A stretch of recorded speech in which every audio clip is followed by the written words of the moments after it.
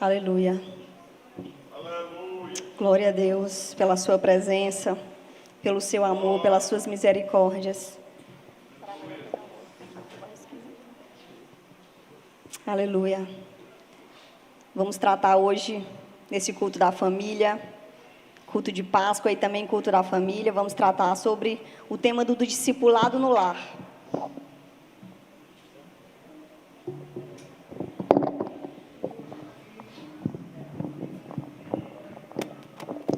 Aleluia.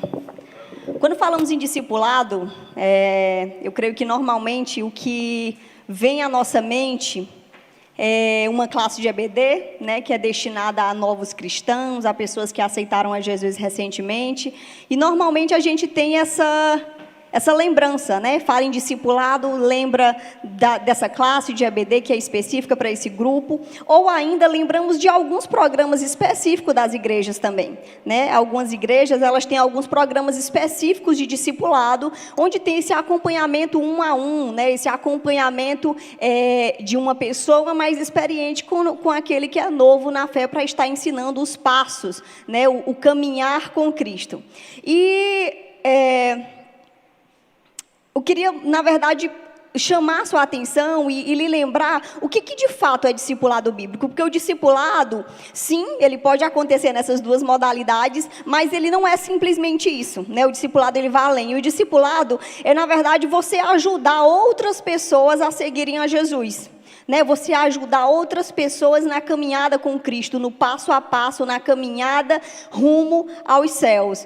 E sim, nós podemos ter isso nos cultos, no ensino da palavra, na EBD, ou nesses programas específicos da igreja, mas também podemos ter outros casos. E a gente vê que na Bíblia nós temos exemplos de discipulado, né? Nós temos exemplo desde Moisés com Josué, Elias e Eliseu, Paulo e Timóteo, e o próprio Jesus, né, que nos deu o exemplo de discipular 12, né, acompanhar 12 pessoas e fazer esse discipulado com eles. Então a gente pode perceber que isso foi tanto uma prática presente no passado, a gente vê isso na história da Bíblia, a prática do discipulado. Nós vemos hoje sistematicamente dentro das igrejas, né, dentro de algumas programações, mas ele vai além disso, né?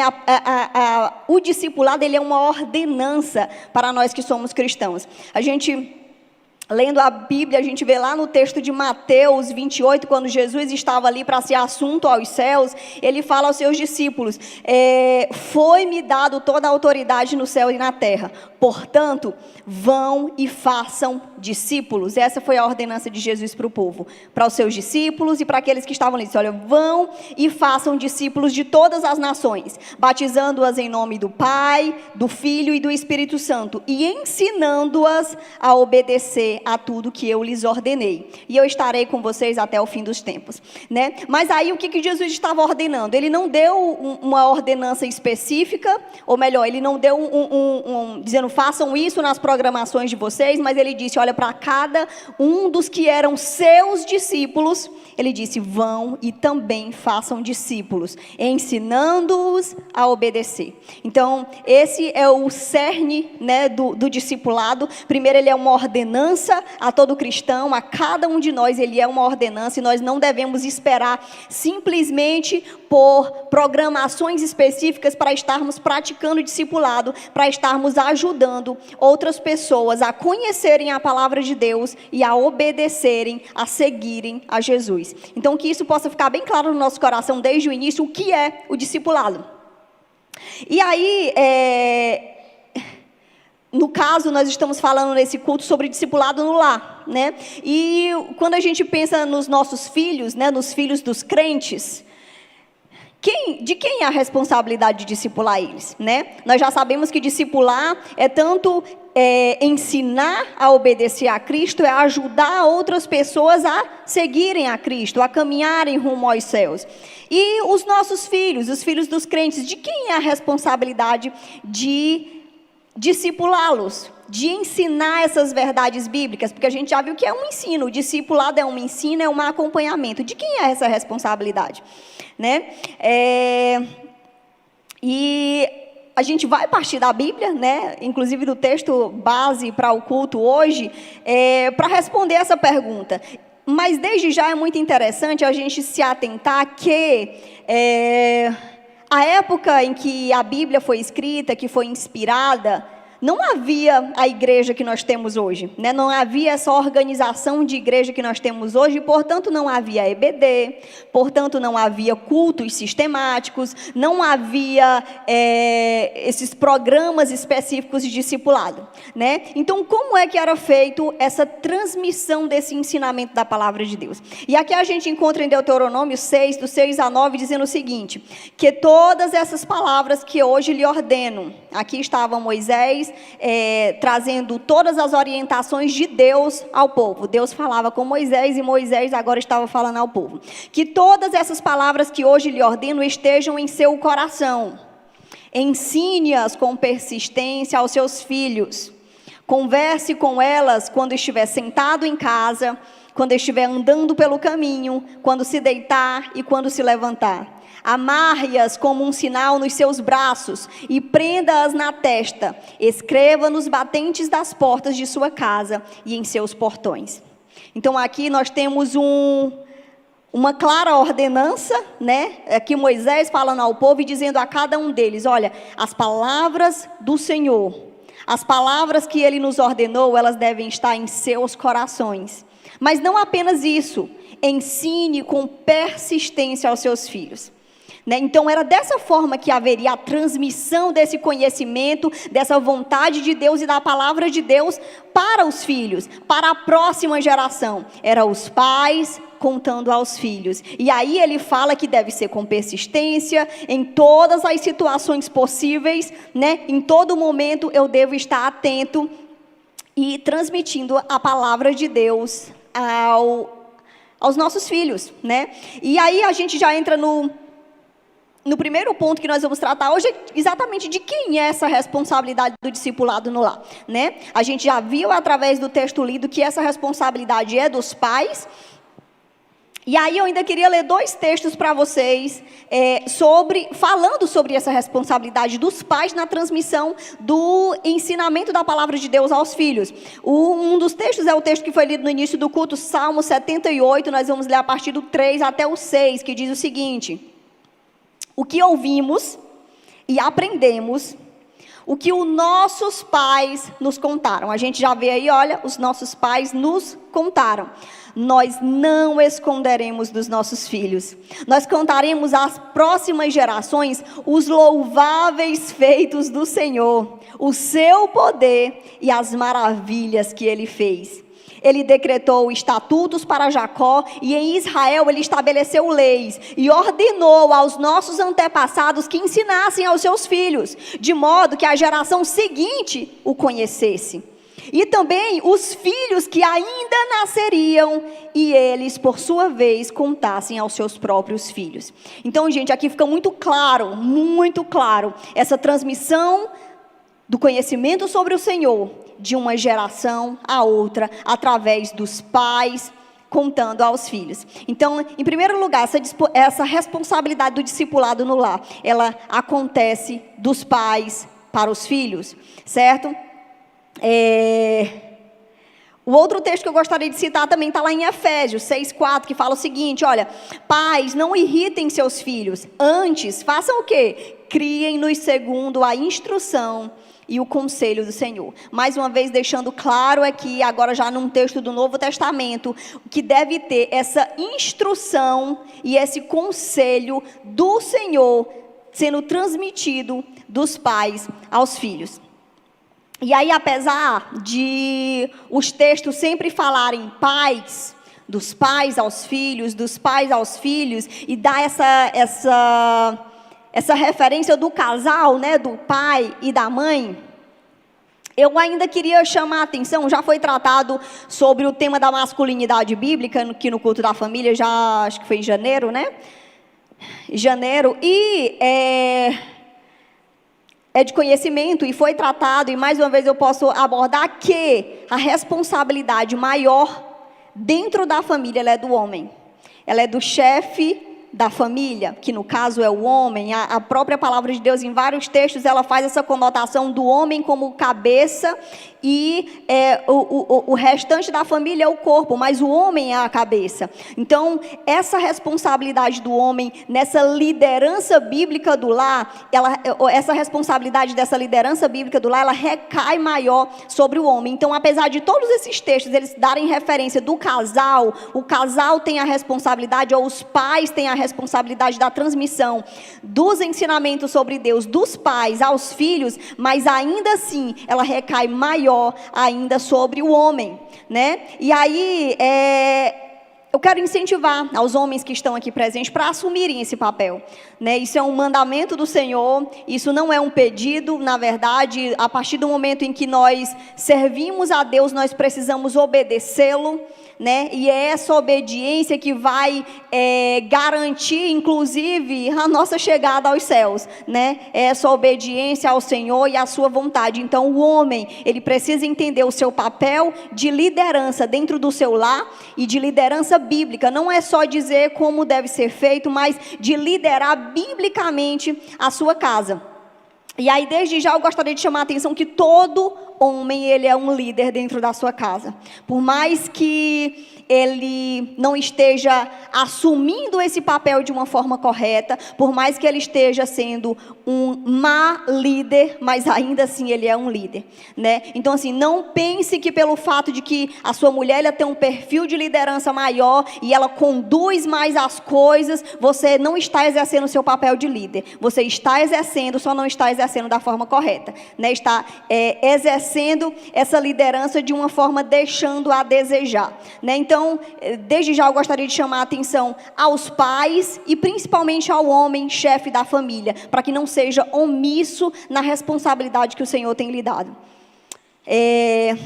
Exatamente porque a Bíblia, ela não dá margem. A gente viu textos falando aqui sobre essa responsabilidade. E tem vários outros, né, que nós não temos como falar todos os textos aqui na pregação, mas a Bíblia ela é repleta de textos que falam e que tratam exatamente dessa responsabilidade dos pais. Então, ela não deixa margem para essa paternidade que não leva a sério a responsabilidade de criar os filhos na instrução e na disciplina do Senhor.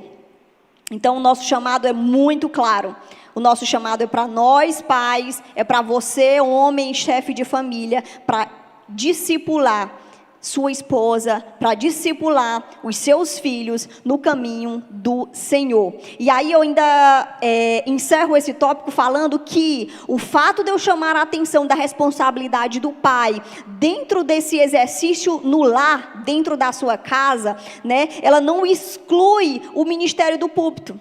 Né? Porque muitas vezes os homens que têm essa responsabilidade maior de estarem conduzindo aqui no púlpito, eles acham que, não, eu já estou ali, então eu já tenho muita coisa para fazer liderando o povo de Deus, né? Mas não é assim, né? Uma coisa ela não exclui a outra. Eu devo exercer o meu papel primariamente no lar, para que depois eu possa exercer fora de casa. Inclusive, também tem na Bíblia como pré-requisito para os obreiros, como pré-requisito para aqueles que exercem o ministério, que primeiro governem bem a sua casa, que primeiro tenham os seus filhos em submissão à palavra do Senhor, que primeiro ele tenha o domínio sobre a sua casa, para que depois ele possa exercer esse pastoreio dentro da igreja. Exatamente dando essa conotação, e a palavra de Deus ela fala, porque se ele não exerce dentro do seu lar, como é que ele vai cuidar da igreja? Então, assim, a responsabilidade ela é muito clara e muito séria, e um chamado para homens e mulheres, para pais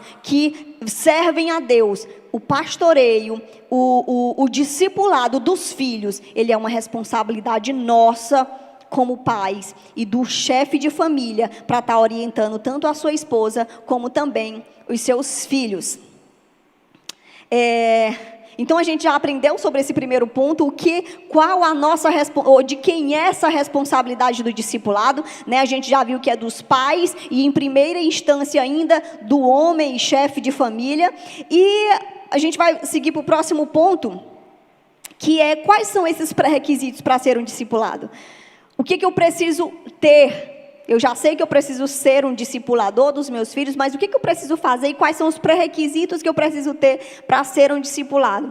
E o primeiro pré-requisito que eu gostaria de tratar nessa noite é que eu preciso ser um discípulo, né? Primeiro, para que eu possa exercer esse discipulado, eu possa ser um discipulador na vida do meu filho, eu também preciso ser um discípulo.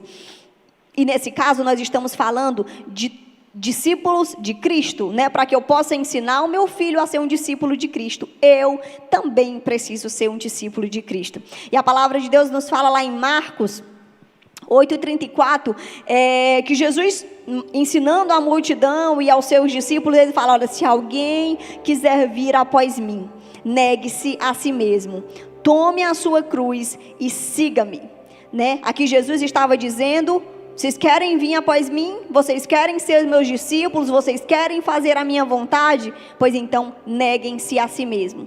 Tome cada um a sua cruz e siga-me. Essa foi a orientação do Senhor.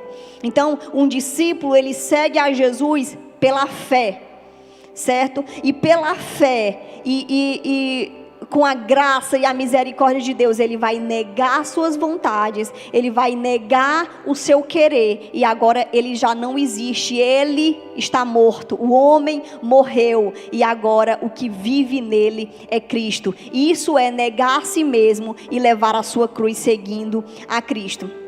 Então, mas para que nós possamos seguir a Cristo, para que eu possa ser um discípulo de Cristo, eu também preciso conhecer a palavra de Deus, né? Eu preciso conhecê-la e praticá-la, até mesmo porque eu sou um discípulo. Para eu ser um discípulo, eu vou fazer o quê? A vontade de Deus. Mas para eu fazer a vontade de Deus, eu preciso conhecer a vontade de Deus. Por isso nós devemos, e eu creio que, acho que em todas as vezes que eu tenho uma oportunidade, eu falo sobre a grande importância de nós como cristãos lermos e estudarmos a nossa Bíblia. É muito incoerente como é que eu sirvo a Deus e eu não conheço a sua vontade para a minha vida, né? E infelizmente, nós não temos mais desculpa para não conhecer e para não estudar a Bíblia, porque nós temos muitas facilidades hoje em dia. Vamos dizer que alguém não saiba ler, que alguém não saiba, não, eu não sei ler, mas ainda assim você tem tantas alternativas com a internet, com os aplicativos. Você consegue ouvir a Bíblia, você não sabe ler, mas você pode ouvir. Você tem inúmeras estratégias para estar buscando conhecer a vontade de Deus para a sua vida. Agora, se você não quiser, aí você pode ter todas essas alternativas ao seu alcance e ainda assim você não vai fazer uso delas. Mas nós, como discípulos de Cristo, nós precisamos entender, precisamos conhecer a vontade de Deus e praticá-la, e para isso nós precisamos ler, nós precisamos estudar, nós precisamos conhecer.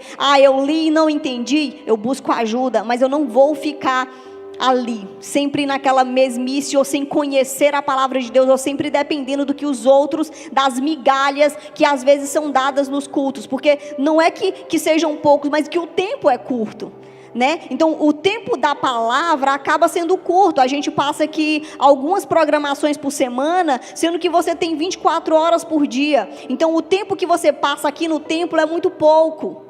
Você pode conhecer muito mais da palavra de Deus se você utilizar ela na sua casa, né? Se você gastar tempo diariamente com Deus. Então nós precisamos ser imitadores, nós precisamos ser discípulos de Cristo, nós precisamos imitá-lo no seu amor, na sua missão, na sua humildade, no seu serviço, no seu sofrimento e na sua obediência ao Pai. Precisamos ser imitadores, precisamos ser cópias, precisamos ser discípulos de Jesus.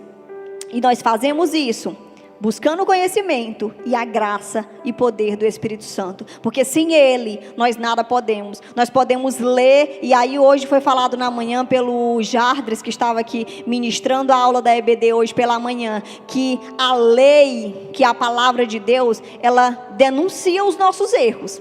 Nós podemos ver a partir do momento que nós lemos a palavra de Deus os nossos erros e as nossas falhas, mas ela não vai corrigir a nossa vida.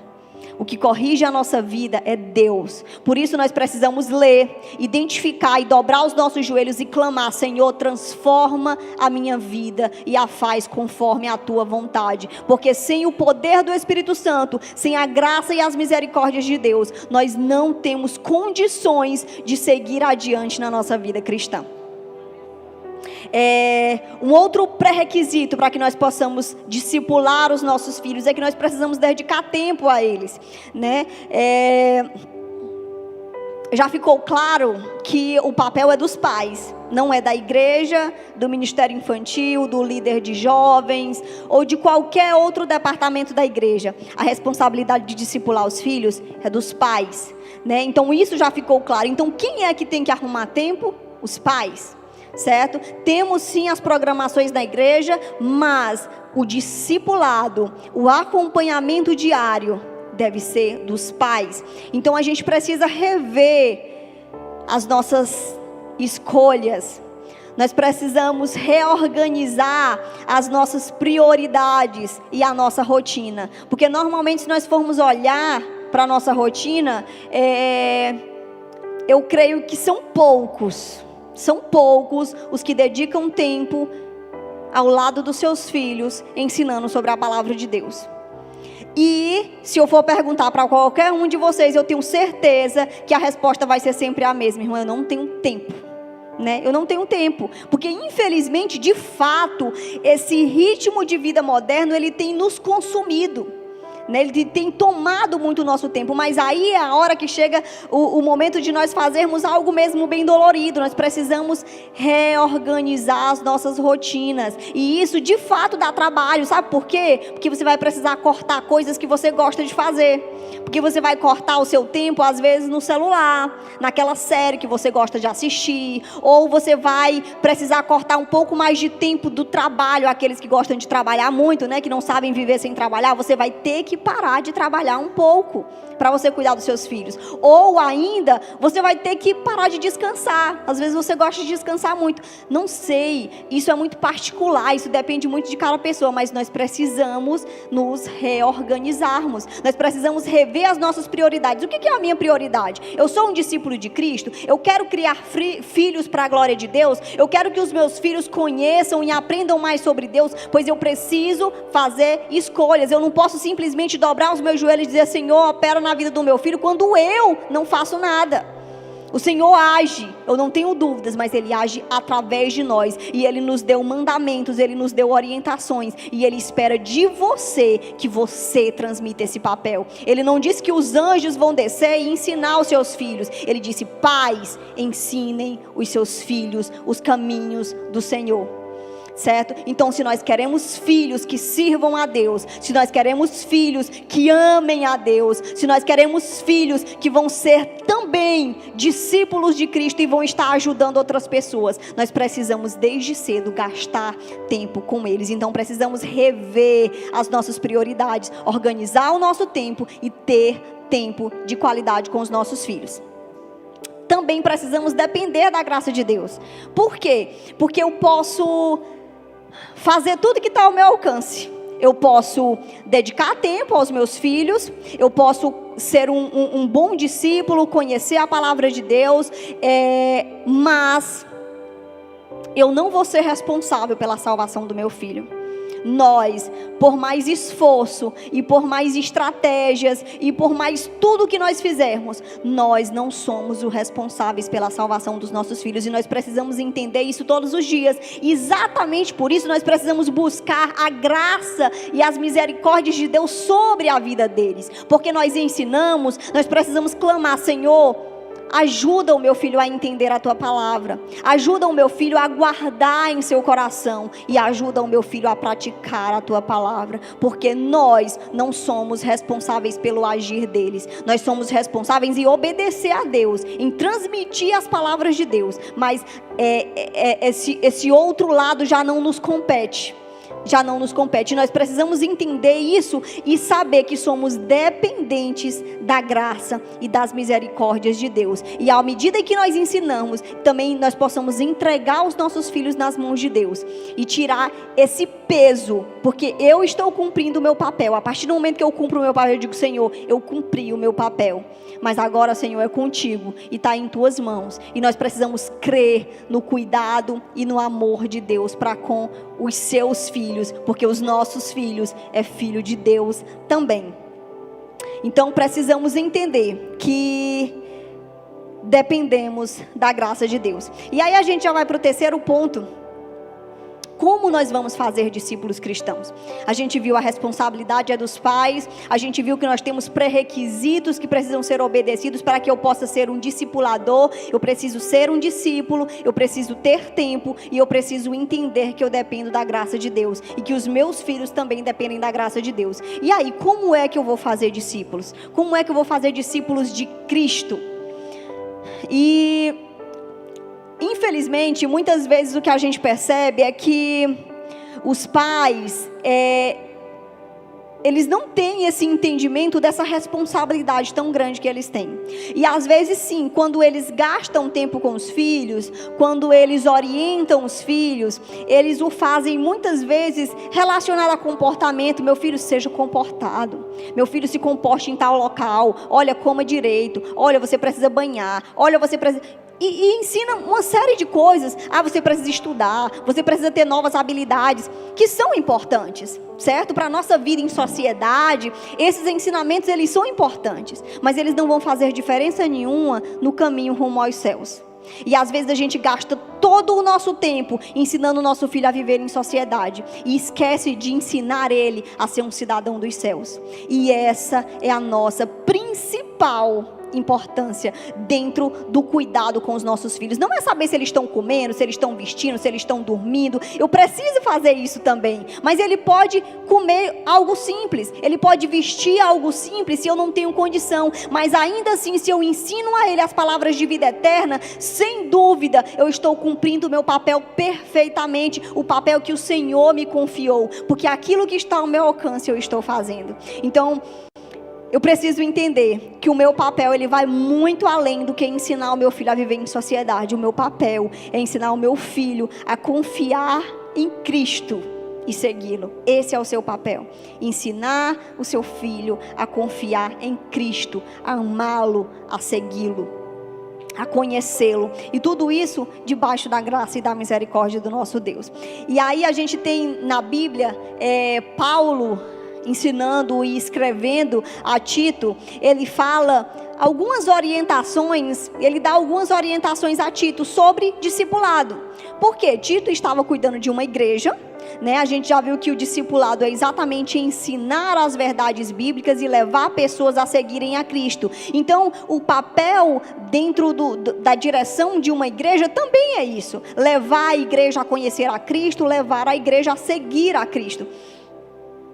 E Paulo escreve essas orientações a Tito, dizendo como ele poderia estar discipulando aquela igreja, como ele poderia estar orientando aquela igreja. E essas mesmas orientações que Paulo dá a Tito, elas também servem para nós dentro do nosso lar, porque independente do ambiente em que esse discipulado acontece, ele sempre vai acontecer da mesma forma, certo? Ele sempre tem o mesmo objetivo: levar pessoas a conhecerem a Deus e a seguirem a Ele, né? E dentro dessas orientações que Paulo dá a Tito, ele fala que o ensinamento dado, ele precisa estar em harmonia com a doutrina bíblica, ou seja, o ensinamento que Tito fosse dar, precisa estar em harmonia com a palavra de Deus. Aí, além disso, ele que estava ensinando, precisa ter uma conduta exemplar, precisa ser íntegro, sóbrio, uma linguagem sadia, irrepreensível, e que exortasse com autoridade. E ainda ele fala que ele deve contar com o auxílio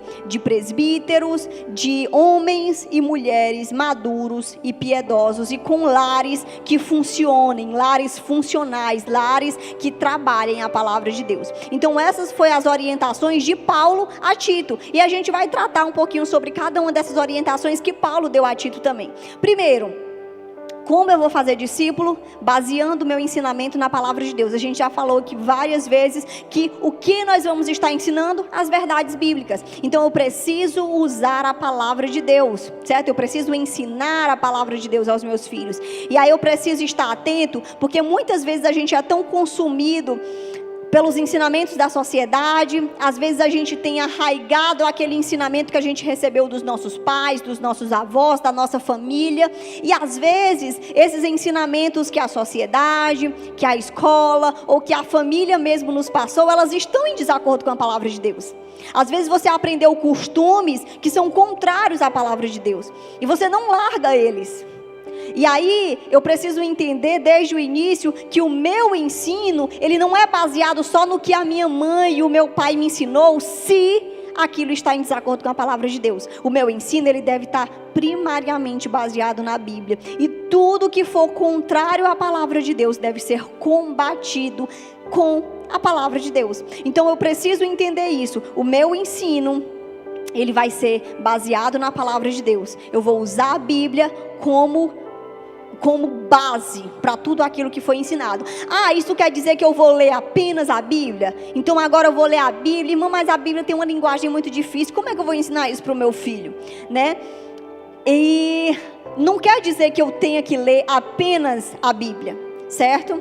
Eu posso ler a Bíblia e devo ler a Bíblia, porque é importante, inclusive, que ele tenha acesso a essa literatura mais difícil mesmo, a essas palavras diferentes que ele não tem costume de ouvir, né? É importante que as crianças tenham acesso a isso, mas além disso, e além do estudo sistemático da Bíblia, que cada pai pode fazer no seu lar, ainda assim você pode usar outros livros, outras literaturas que também tratem sobre a palavra de Deus. Você pode falar sobre homens e mulheres que gastaram as suas vidas no anúncio do reino e inspirar essas crianças desde cedo a conhecerem esses heróis da fé, essas pessoas que foram importantes na história da proclamação do Evangelho.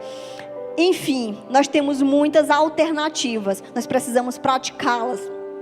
E além desse ensino formal, que é esse ensino mais sistemático da palavra de Deus, que você pode fazer a partir da leitura da Bíblia, de um livro, ou de biografias, ainda paralelo a isso, você deve ter em sua mente o texto que nós lemos lá no início desse culto, que fala que em toda oportunidade nós devemos estar falando sobre a palavra de Deus.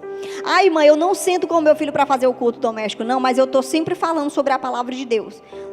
Eu acho que é importante fazermos os dois, né? É importante nós termos o tempo ali, só para aquilo. É dedicado a isso, nós vamos estudar isso. E além disso, no cotidiano, tá andando e o filho fez alguma coisa errada, você fala sobre a palavra de Deus. Tá dormindo não, tá deitado, né? Tá levantando, tá sentado, em qualquer oportunidade. Nós precisamos estar orientando os nossos filhos de acordo com a palavra de Deus. Esse é o nosso papel. Esse é o papel que o Senhor nos confiou, que nós possamos fazer isso com persistência. Mas eu já ensinei isso muito para o meu filho, ele não aprende não. Né? E aí, se a gente for pensar na gente, quantas vezes a gente já ouviu a mesma palavra e ainda assim a gente recai nos mesmos erros? Por que nós não vamos ter misericórdia com os nossos filhos? Por que nós não vamos ser misericordiosos com ele? Nós precisamos ensinar incansavelmente aos nossos filhos as palavras de vida eterna, porque são elas que vão transformar a vida deles, e não que nós possamos estar exatamente cultivando esses relacionamentos com os nossos filhos, cultivando esse tempo de qualidade, esse tempo de comunhão, esse tempo para conhecer também os nossos filhos, porque às vezes nesses momentos você nem sabe o que se passa na cabeça do seu filho, porque você não conversa com ele, você não ouve, né? Muitas vezes você só fala, e o filho quer falar assim, não fala não, como tem um tempo para lhe ouvir não, você só tem que fazer o que eu estou dizendo. Né? E aí a gente não para escutar o que tem lá no coração dele, quais são as dúvidas dele, quais são as lutas que ele está enfrentando, né? E exatamente para que você possa corrigir, para que você possa orientar, para que você possa consolar, para que você possa ajudar. Precisamos ouvir, precisamos falar sobre a palavra de Deus e precisamos ouvir os nossos filhos e conhecer o que se passa lá dentro deles, no coração e na mente deles. Precisamos ensinar a palavra de Deus. Além disso, no exercício do discipulado, nós precisamos ser exemplo. né? E aí aqui o texto, Paulo aqui orientando a Tito, ele fala para Tito: olha, Tito, em tudo te dá por exemplo de boas obras. Na sã doutrina mostra incorrupção, gravidade, sinceridade. Usa uma linguagem sã e irrepreensível, para que o adversário se envergonhe, não tendo nenhum mal que dizer contra nós. Precisamos entender que devemos ser exemplo para os nossos filhos. E é importante eu dizer que isso não quer dizer que nós não erramos, né? Ser exemplo não quer dizer que eu estou imune ao erro. Ah, mas eu erro também. Sim, isso é bom. Sabe por quê? Porque vai mostrar para o seu filho que ele também não consegue ser perfeito. E que no momento que ele errar, e que no momento que ele falhar, e que no momento que ele pecar novamente, ele possa entender: mas tudo bem, eu sou humano. E o meu pai já me orientou como fazer diante dessas circunstâncias. Porque diante do pecado, eu não preciso me desesperar e chorar e achar que não tem mais jeito para mim. Mas diante do pecado, eu vou me lançar aos pés do Senhor, buscar da sua graça e da sua misericórdia, assim como o meu pai me ensinou. Então muitas vezes os pais, até mesmo na repreensão, que é um outro ponto que Paulo fala aqui a Tito, que ele deve repreender com toda a autoridade. E muitas vezes os pais acham que mas eu não tenho autoridade para falar sobre isso, porque eu também erro. Se for por isso, a gente não vai orientar em nada, porque a gente erra mesmo, a gente é falho mesmo, principalmente na caminhada cristã e na obediência a Deus, porque de fato é difícil. Mas é isso que nós precisamos ensinar aos nossos filhos: meu filho, eu também não sou perfeito, eu também falho e eu também sou pecador, mas vamos juntos depender da graça de Deus, vamos juntos buscar as misericórdias do Senhor e vamos juntos caminhando rumo aos céus, porque ainda assim, nós precisamos entender, e é isso que nós precisamos ensinar para os nossos filhos: nós vivemos um processo de santificação. Não é eu aceitei a Jesus e agora eu sou santo, não é isso, mas eu vivo um processo de santificação, e só seremos totalmente santos e sem pecado quando estivermos nos céus de glória. Até lá nós vamos errar, até lá nós vamos falhar, até lá nós somos de fato sujeitos ao pecado, mas até lá o Senhor nos garantiu que o Espírito Santo estaria conosco, que o poder e a sua graça estariam sempre disponíveis para nós, para que nós possamos lançar mão da graça, da misericórdia e do perdão de Deus sobre as nossas vidas. Precisamos ser exemplo para os nossos filhos, quando acertamos e também quando erramos, né? Não é quando eu errar e eu dizer: menino, te cala. O filho disse assim: mãe, os meus de vez em quando me dizem: mãe, você errou, porque eu ensino eles o que é certo e o que é errado. Aí, disse: bora, mãe. Aí eu digo: Senhor, me perdoa, porque eu ensino a eles: olha, peça perdão a Deus, porque todo pecado, em primeiro lugar, ele é contra Deus. Peça perdão a Deus e depois peça perdão, às vezes, para o seu irmão ou para qualquer situação. E aí eles dizem: mãe, aí lá se vai eu, né? Exatamente fazer o exemplo e de falar fazer aquilo que eu estou ensinando para eles. Pedir perdão a Deus e pedir perdão a quem quer que eu tenha magoado. Mas é esse o nosso papel. Eles vão nos chamar a atenção? É claro que vão. Eles veem os nossos erros, eles nos conhecem diariamente nas nossas falhas, mas não tem nada. Isso não diminui a nossa autoridade sobre a vida deles. Pelo contrário, isso nos mostra o quanto nós também somos dependentes de Deus, como eu já falei. Então que nós possamos ensinar isso diariamente aos nossos filhos e não termos medo de repreendê-los e de sermos exemplo na vida deles. E o último ponto que eu vou tratar é sobre a prática do discipulado, né? Nós precisamos ensinar a palavra de Deus, nós precisamos ser exemplo e nós também podemos contar com auxílios. E aí, na hora do auxílio, aí é que entra a igreja, né? Então, é interessante vocês verem que a igreja, ela entra sim nesse papel do discipulado, mas como auxiliador do pai e da mãe. O pai e a mãe fazem o trabalho em casa, certo? O pai e a mãe jogam duro todo dia, mas ainda assim a igreja está lá no auxílio. E aí é a hora que nós vamos contar com presbíteros, com pastores, com homens e mulheres íntegros e sábios, né? É isso que a palavra de Deus nos orienta, que nós possamos contar com pessoas maduras e piedosas. E aí, lá no texto de Efésios, falando aqui sobre a questão da maturidade, Efésios 4, 13 e 14, fala o seguinte: até que todos possamos alcançar a unidade da fé e do conhecimento do Filho de Deus, e cheguemos à maturidade. Então, eu vou alcançar a fé e o conhecimento do Filho de Deus, e vou chegar à maturidade, atingindo a medida da plenitude de Cristo. O propósito de tudo isso, sabe o que é? É que não sejamos mais como crianças, levados de um lado para o outro pelas ondas, e nem jogados para cá e por lá por todo o vento de doutrina e pela astúcia e esperteza de homens que induzem ao erro. A palavra de Deus, e aqui Paulo, quando estava falando a Tito sobre buscar homens e mulheres, presbíteros e pastores maduros e piedosos, ele não estava falando simplesmente sobre cabelos brancos, né? Não, maturidade na Bíblia não tem a ver com cabelos brancos. A maturidade na Bíblia ela tem a ver com os frutos. Quais os frutos que estão sendo entregues, né? Estão de acordo com a palavra de Deus? Aquela pessoa, ela tem fé e conhecimento do Filho de Deus? Ela tem frutos que mostram isso? Então aquela pessoa é uma pessoa madura. É uma pessoa que eu posso contar para tirar as minhas dúvidas, para orar junto comigo e para me auxiliar no discipulado dos meus filhos. Então eu preciso e posso sim contar com o auxílio de pessoas maduras e piedosas, mas eu não posso lançar os meus filhos e dizer assim: olha, irmã, por favor, cuide do meu filho, eu não aguento mais. O meu filho, eu já ensino e o meu filho não aprende. Então você não tem que delegar essa responsabilidade para ninguém, você pode contar com auxílio. A responsabilidade é nossa como pais e mães. Amém? E eu já encerro nessa noite falando que esse é um domingo de Páscoa, como já foi tratado aqui, onde nós podemos relembrar e agradecer ao nosso Deus por tão grande amor que Ele tem por nossas vidas. O Senhor nos criou, o Senhor nos orientou, o Senhor nos formou, o Senhor nos direcionou, o Senhor nos guiou em tudo.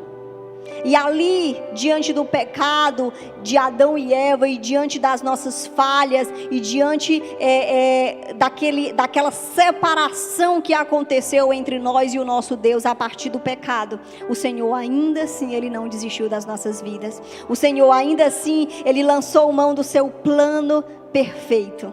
Ele enviou o seu Filho Jesus para que viesse e morresse por nós, para que nós novamente pudéssemos ser reconectados ao Pai, para que novamente nós pudéssemos ter comunhão verdadeira e íntima com o nosso Deus. E sabe o que Ele pediu para nós, pais? Ensinem isso aos vossos filhos. Nós temos tanto a ensinar para os nossos filhos. Nós temos tanto a passar para eles sobre a mensagem desse Deus tão grande, desse amor tão grande, desse Deus tão poderoso que tem nos sustentado e que tem cuidado das nossas vidas.